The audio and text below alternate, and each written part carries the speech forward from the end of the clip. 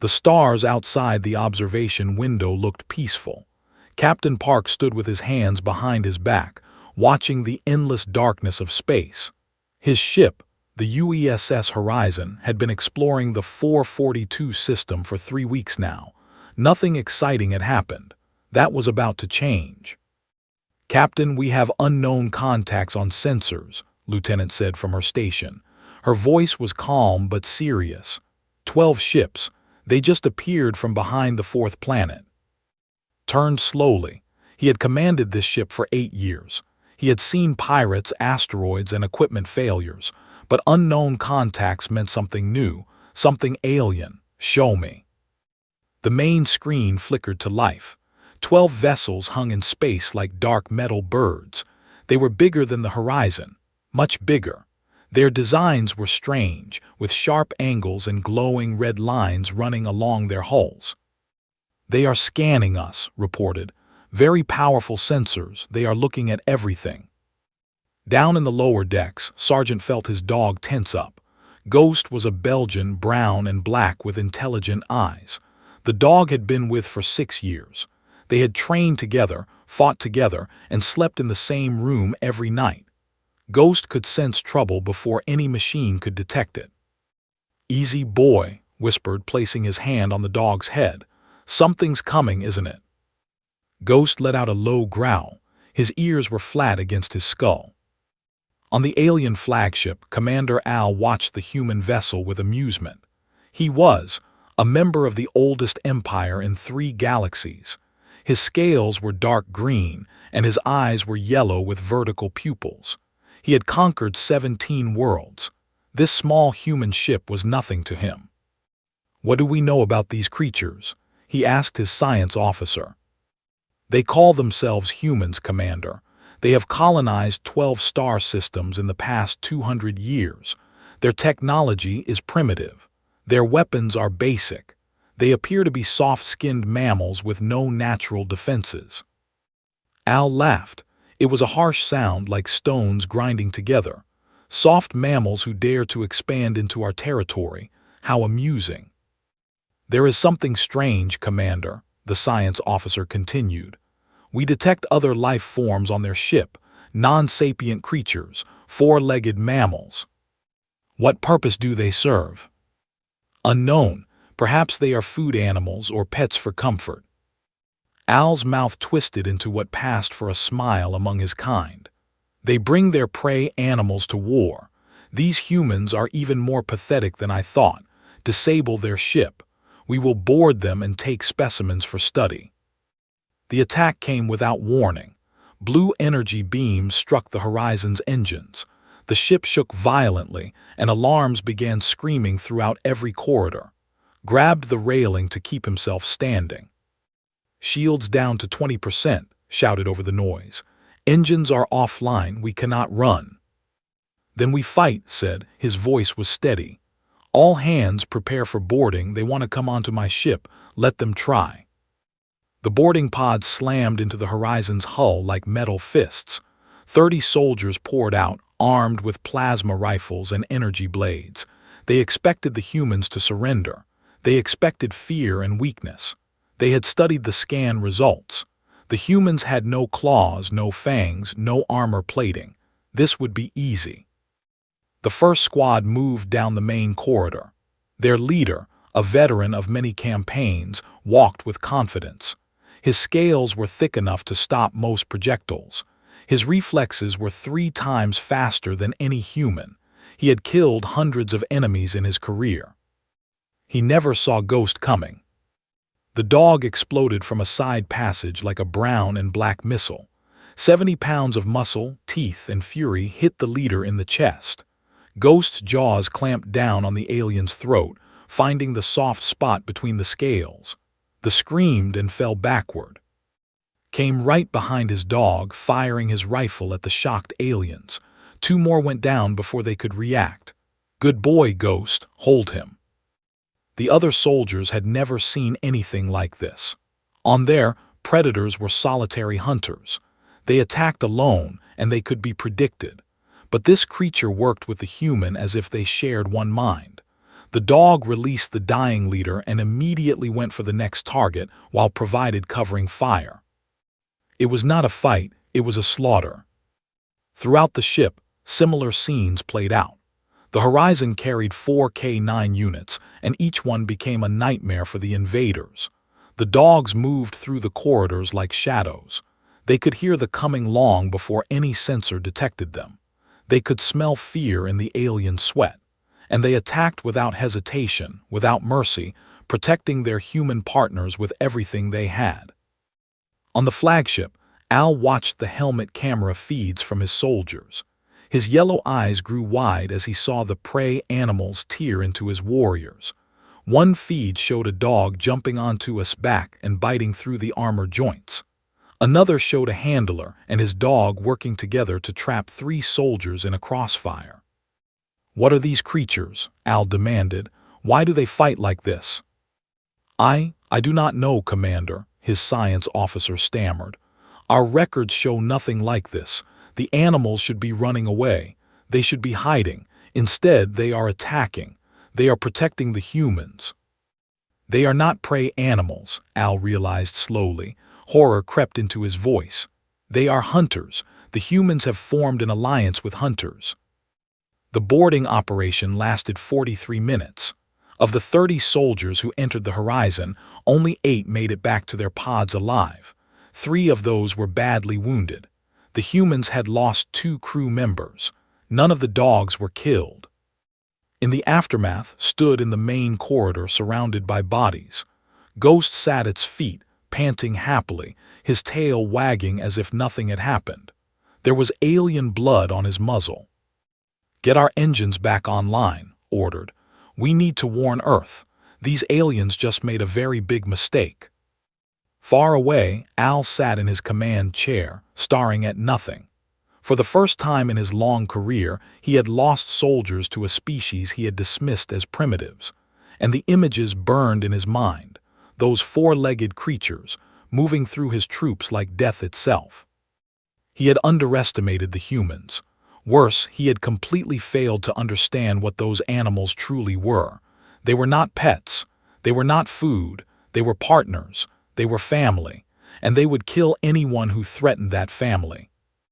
The Dominion had ruled 3 galaxies for 10,000 years. They had crushed countless civilizations. But they had never faced anything like this. They had never faced the bond between humans and their dogs. And that mistake would cost them everything. The colony world of was beautiful. Green forests covered the mountains. Clear rivers ran through wide valleys. 3 million humans had made their homes here over the past century. They had built cities and farms. They had raised families. They had created a peaceful life far from Earth. Now war had come to their doorstep. Doctor stood at the window of the military command center, watching the sky. Somewhere up there, an invasion fleet was preparing to land. The enemy had declared humans a minor nuisance. They expected to crush this colony in days. "They have no idea what they are walking into," she said quietly. General Commander Lee stood beside her, was 42 years old, with gray streaks in her short black hair. She had served in the military for 20 years. Her K-9 tactical unit was the best in the fleet. "What did you find in your research, Doctor?" Turned from the window, she was someone who studied alien life. For the past month, she had been analyzing everything they knew about There is interesting. They evolved as apex predators, but solitary ones, each hunted alone. They have no concept of pack tactics. No pack hunters on their planet.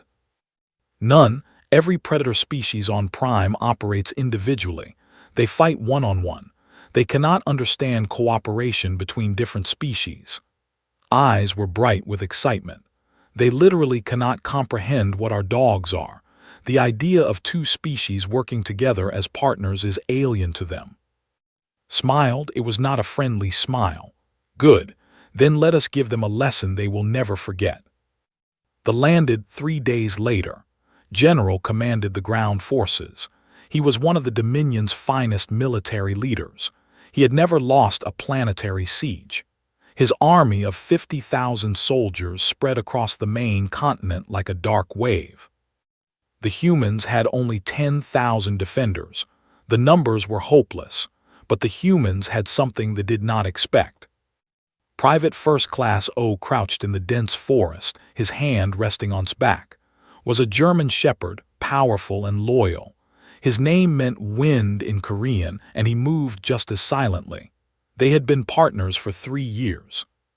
"Patrol coming," whispered, 6 of them moving northwest. His ears twitched. The dog had heard them long before did. His body was tense, ready to move, but he waited. He always waited for the signal. The patrol marched through the forest with confidence. Their thermal sensors showed no human heat signatures nearby. Their sound detectors picked up nothing unusual. They believed they were safe. They were wrong. Gave the hand signal, exploded forward like a shadow coming to life. The first soldier fell before he could even scream. 2 more went down as opened fire from the trees. The remaining 3 tried to return fire, but they could not track the dog, moved too fast, appearing from one direction and then another. 20 seconds, 6 enemy soldiers eliminated, 0 human casualties. "Good boy," said, scratching behind the dog's ears. "Let us find the next group." This scene repeated across the entire continent. The K-9 units operated at night, when the darkness gave them even more advantage. The dogs could smell them from hundreds of meters away. They could hear their footsteps on any terrain, and they could move through the forest without making a sound.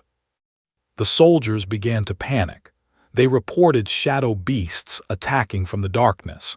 They claimed that invisible monsters were hunting them. Some refused to patrol at night. Others started shooting at every sound, wasting ammunition on trees and animals. General received these reports with growing anger. Shadow beasts, invisible monsters, these are trained soldiers, not frightened children. "Sir, the casualty reports are real," his aide said nervously. "We have lost 2,000 soldiers in night operations alone. The humans seem to know where our patrols will be before we do." "That is impossible. Our movements are encrypted. No one could predict our patrol routes." "Perhaps they are not predicting, sir. Perhaps they are hunting." Slammed his fist on the table. "I will see this threat for myself. Prepare my personal guard. We move to the forward command post tonight." The forward command post was supposed to be secret. It was hidden in a valley, protected by mountains on 3 sides. 500 elite soldiers guarded it. Arrived at midnight, confident that he would finally get control of this situation. He was inside the command tent, studying maps, when the first alarm sounded. "Perimeter breach, Section 4. Then another alarm. "Section 7, multiple contacts." Then silence, complete terrifying silence. Drew his energy blade and stepped outside. His guards formed a circle around him, weapons raised. The night was dark. The forest was quiet, too quiet. A shadow moved on his left. One of his guards screamed and fell. A dog, dark brown and massive, had materialized from nowhere and taken him down. Before anyone could react, the dog was gone, vanishing back into the darkness. "Fire, fire at will," shouted. His soldiers fired into the forest, energy beams lighting up the night. But they hit nothing. The dogs came from different directions, never staying still long enough to target. Each attack lasted only seconds. Each attack killed at least 1 soldier. And then the humans came. Lee led her team through the chaos. While the dogs created confusion, her soldiers moved with precision. They grabbed data tablets, communication devices, anything with intelligence value. Locked eyes with across the burning camp. She did not fire at him. She simply smiled, then disappeared into the forest with her team. When morning came, stood in the ruins of his command post. 62 of his elite guards were dead.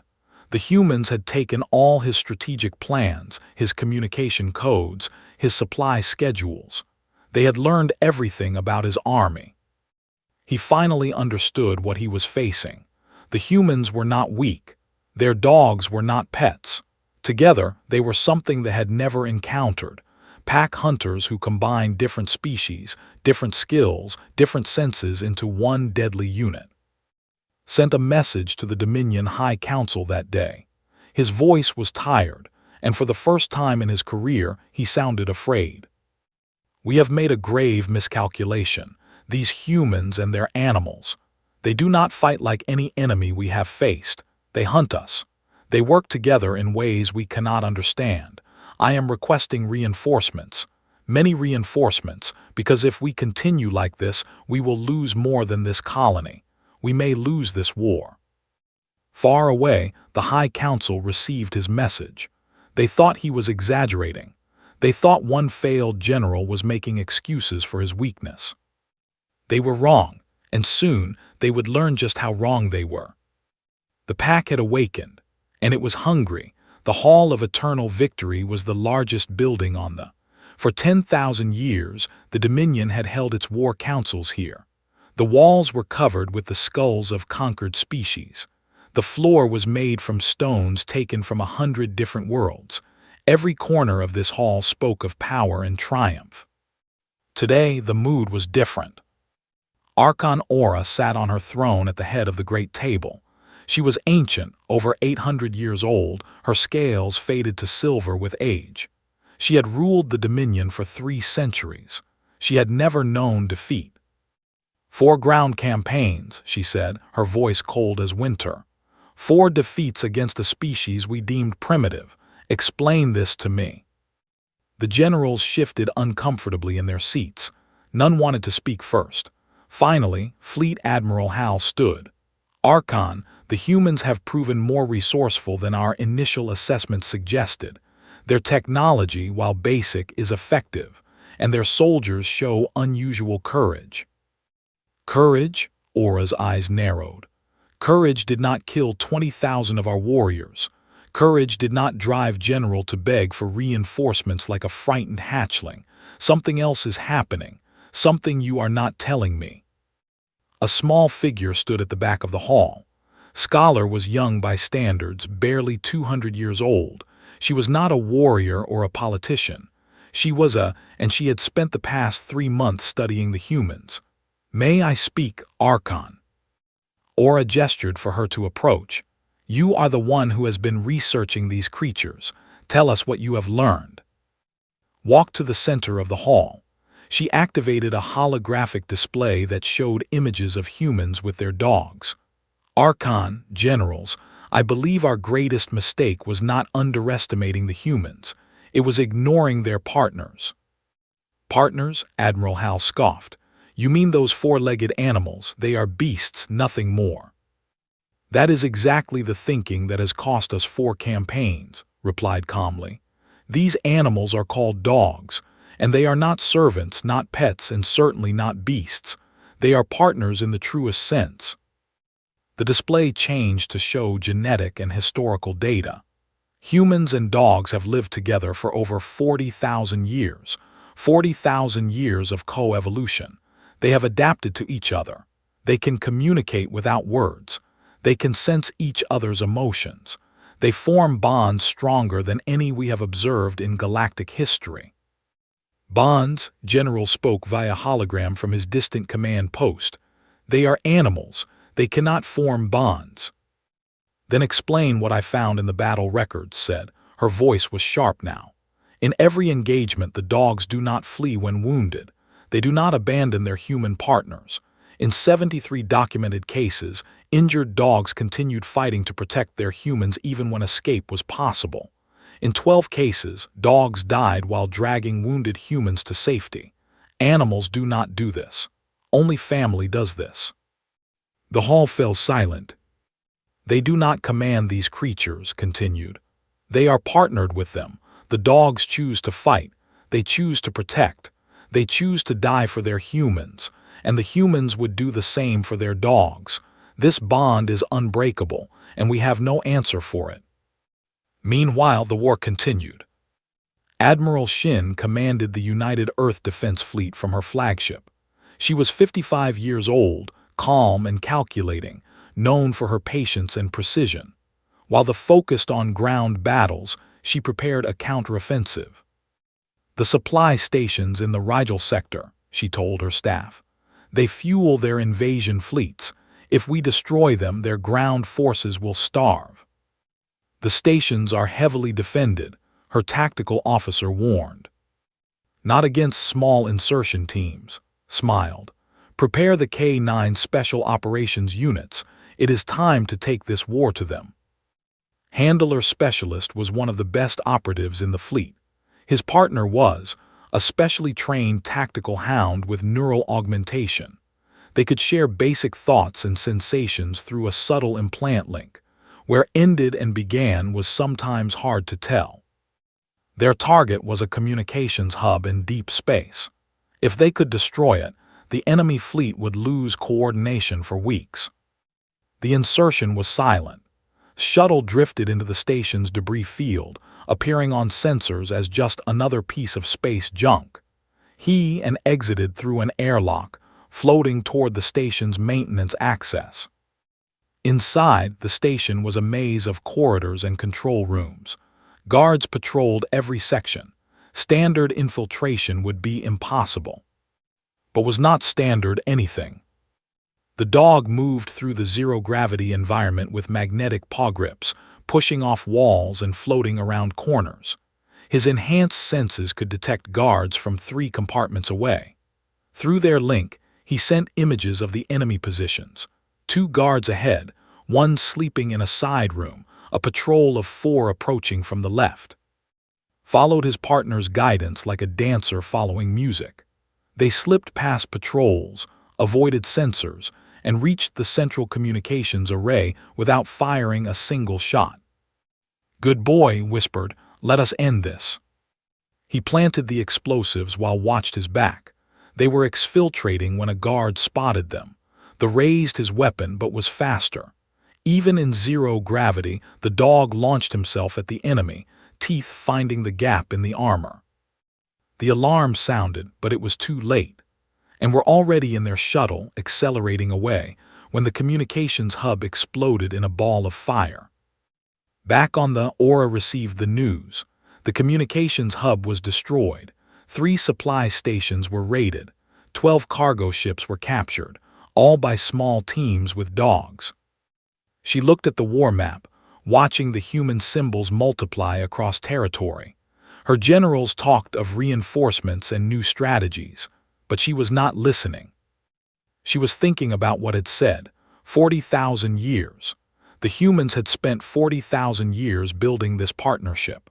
While the conquered alone, the humans had evolved alongside another species, creating something the galaxy had never seen. An officer was captured in one of the raids. Intelligence brought him back for questioning. The interrogators asked many questions about fleet positions and defense codes, but one question came from Aura herself.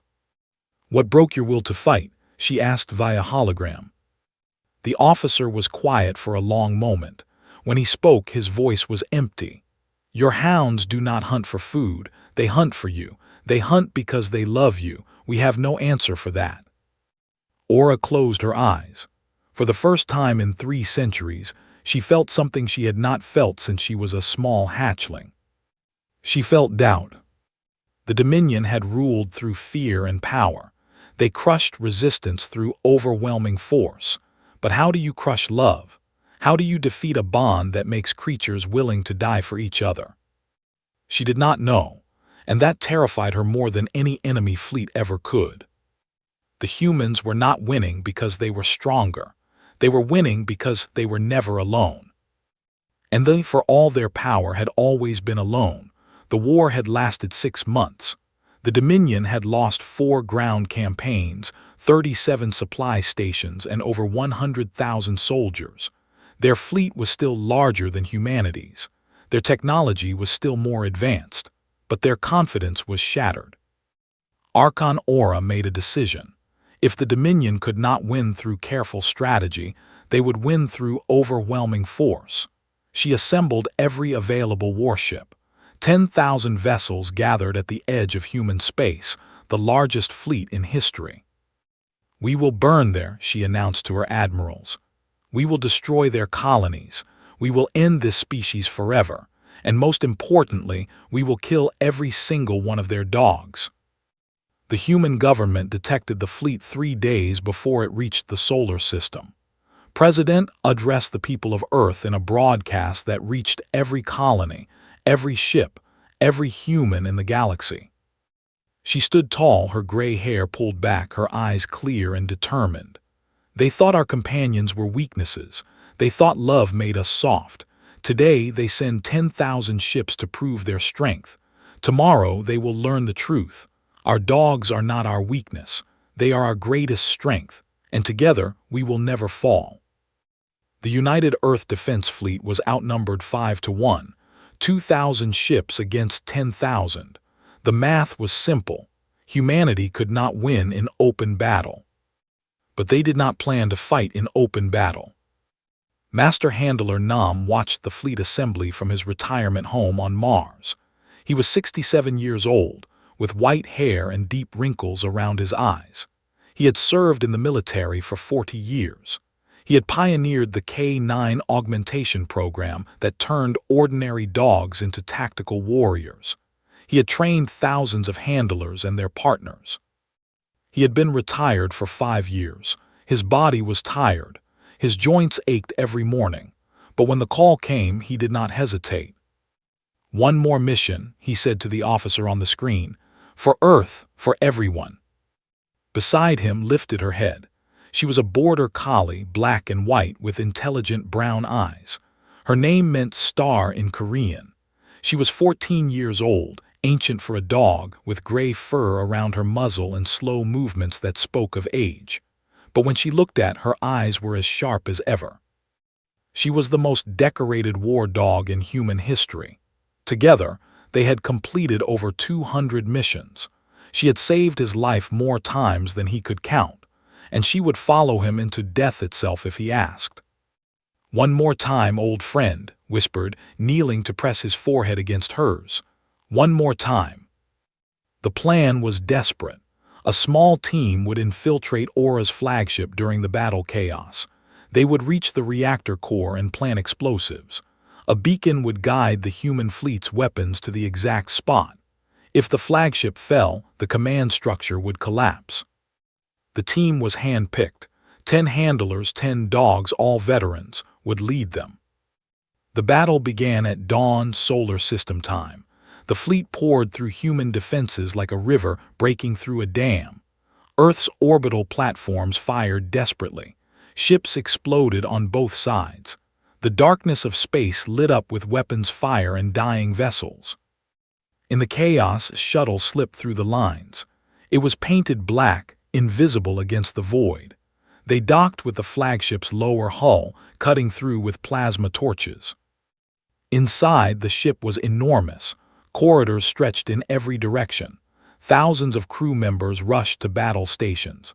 Security teams patrolled constantly. Took the lead. Her nose found paths through ventilation shafts. Her ears warned of approaching guards. Despite her age, she moved with purpose, guiding her human through the maze of enemy metal. They encountered the first patrol near the engineering section.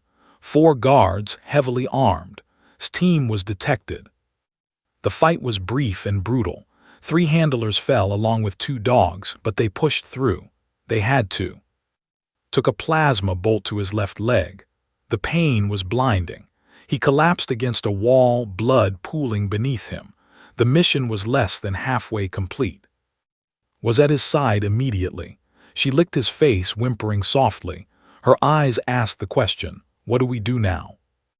"I cannot walk," gasped, "but you can.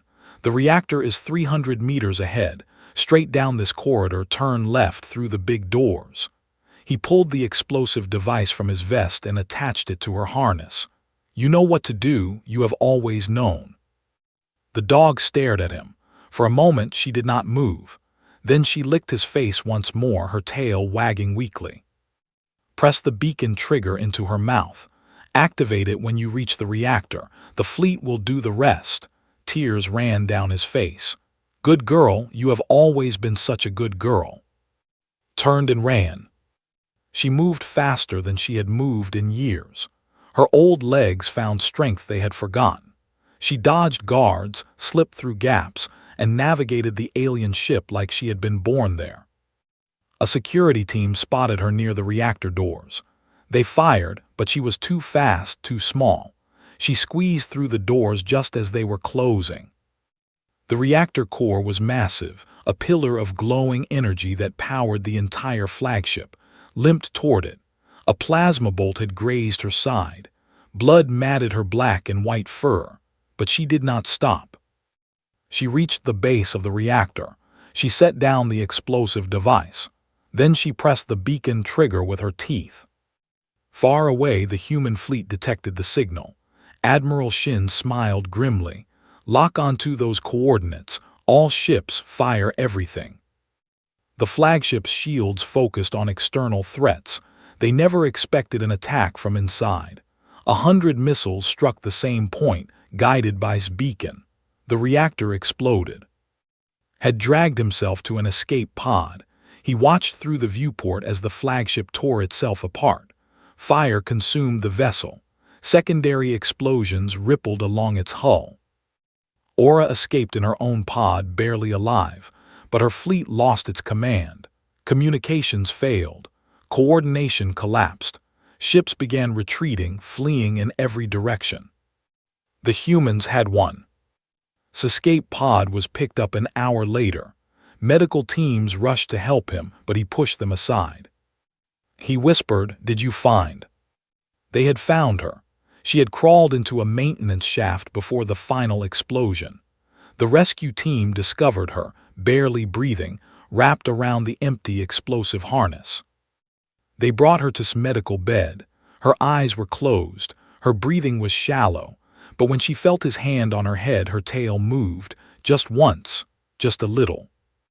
"Good girl," said, crying openly now. "You saved everyone. You saved everyone." The old dog opened her eyes one last time. She looked at her human, her partner, her family. And in that look was everything.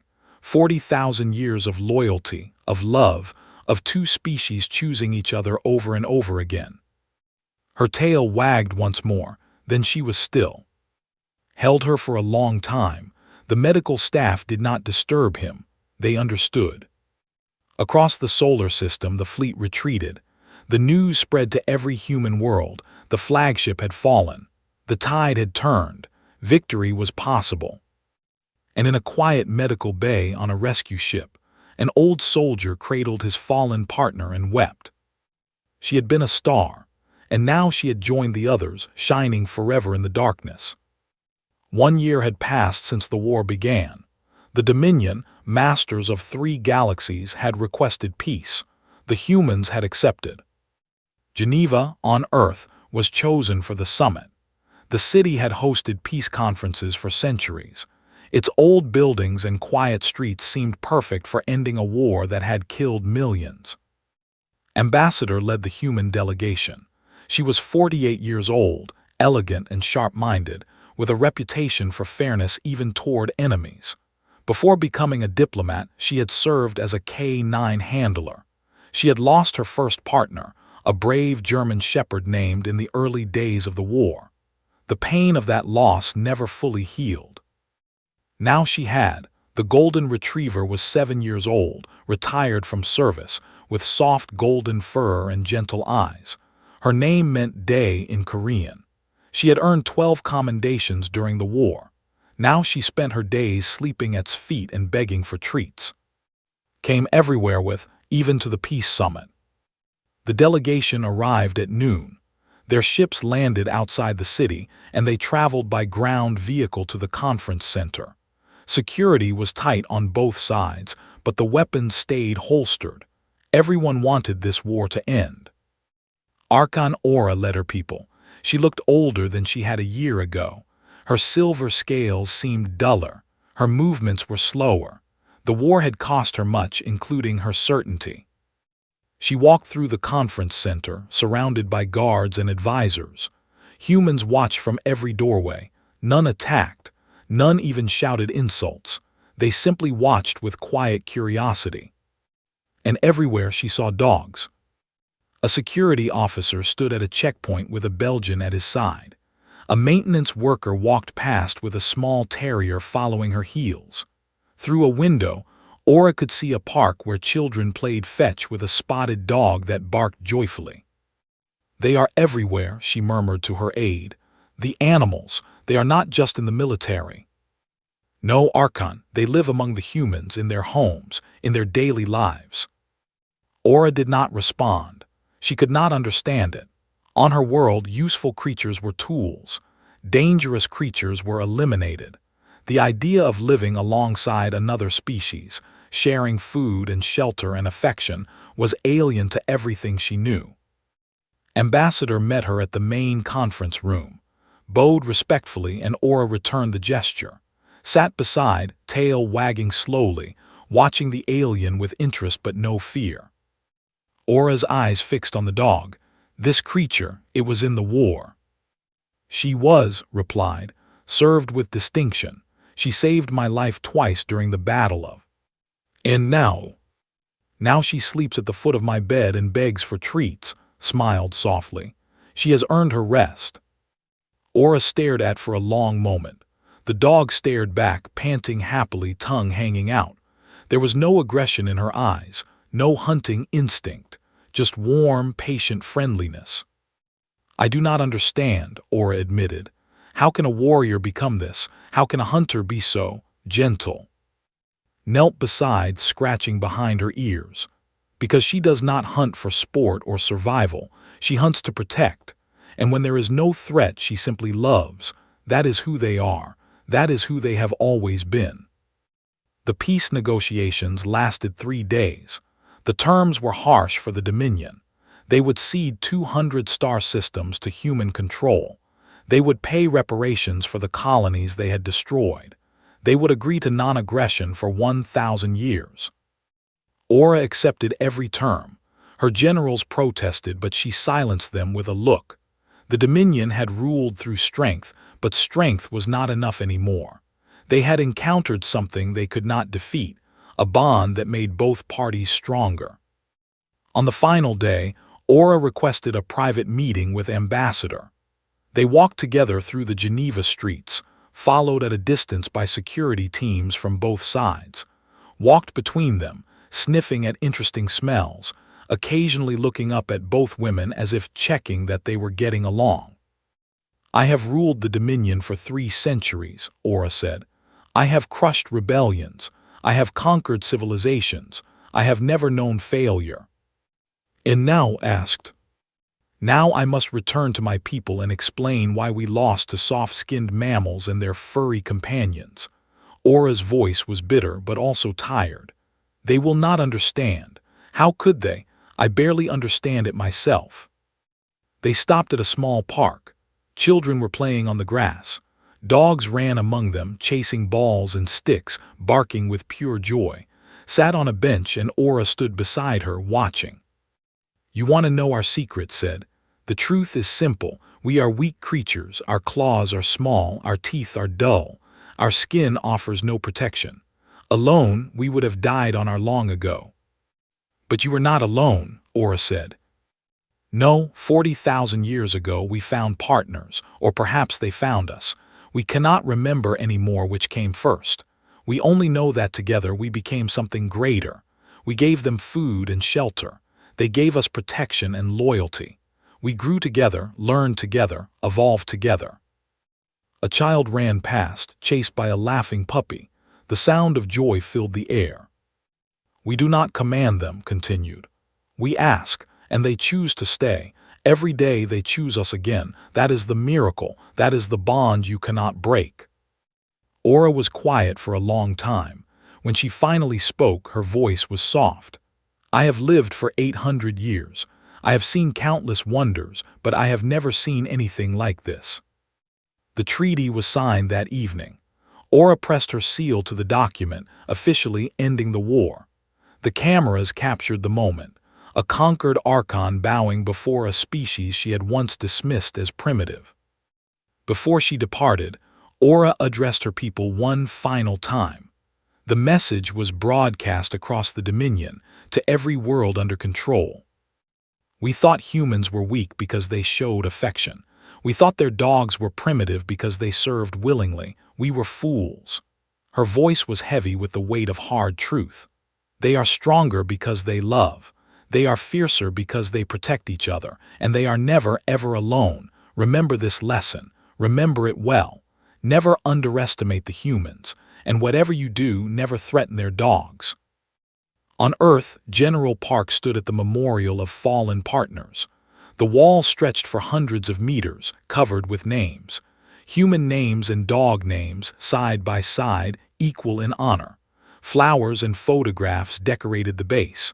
People came every day to remember. Ghost sat beside. The Belgian was retired now, his muzzle gray with age. He had been there at the beginning, in that first boarding action that started everything. Now he was here at the end. Found one name on the wall. Beneath it was another name, Nam. The old handler had passed peacefully in his sleep, 6 months after the war ended. Some said he simply could not live without his partner. Some said he had gone to join her. Knelt beside the name and placed a small medal at the base of the wall. It was the Medal of Extraordinary Valor, the highest honor a military dog could receive. "You did good, both of you," he said quietly. "You saved us all." Ghost leaned against his leg and placed his hand on the dog's head. Together, they looked at the wall of names. Thousands of partners who had given everything. Thousands of bonds that had held strong even in death. The sun set over the memorial, painting the sky in shades of orange and gold. In the distance, could hear children laughing, dogs barking, the sounds of a world at peace. They had learned their lesson. The galaxy would remember the war, the sacrifice, the victory. But more than anything, they would remember the truth that had defeated an empire of conquerors. Humans and their dogs, 40,000 years of partnership, a bond that could not be broken by any force in the universe. Scratched behind Ghost's ears, the old dog closed his eyes contentedly, tail wagging slowly. "We could not have done it without you," said, "any of you." And somewhere among the stars, the spirits of fallen partners watched over the world they had protected, forever loyal, forever loved, forever remembered. The hunt was over. The pack had won.